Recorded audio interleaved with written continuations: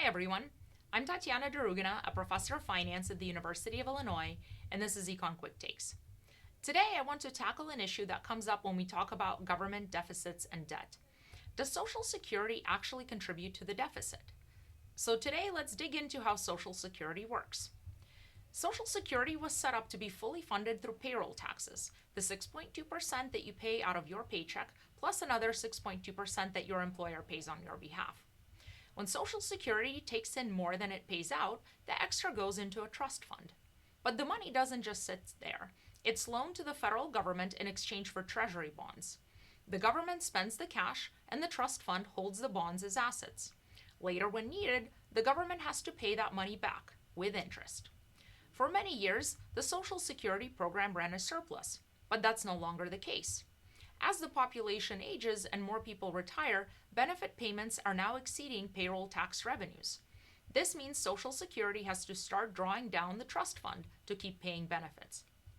Now, when the trust fund redeems those treasury bonds, the government needs to find the money to pay them, just like it does with any other debt.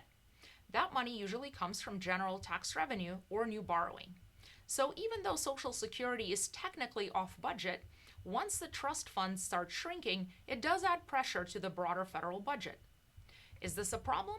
Social Security is doing what it was designed to do: collect taxes, save the extra, and then use that savings when needed.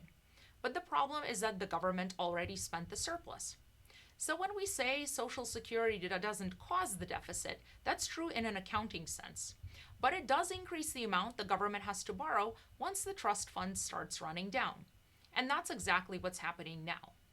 According to recent projections, the Social Security Trust Fund will run out around 2035. When that happens, the program can only pay out what it collects in payroll taxes, about 80% of promised benefits. At that point, if Congress wants to avoid benefit cuts, it will have to increase taxes, reduce spending elsewhere, or borrow more money.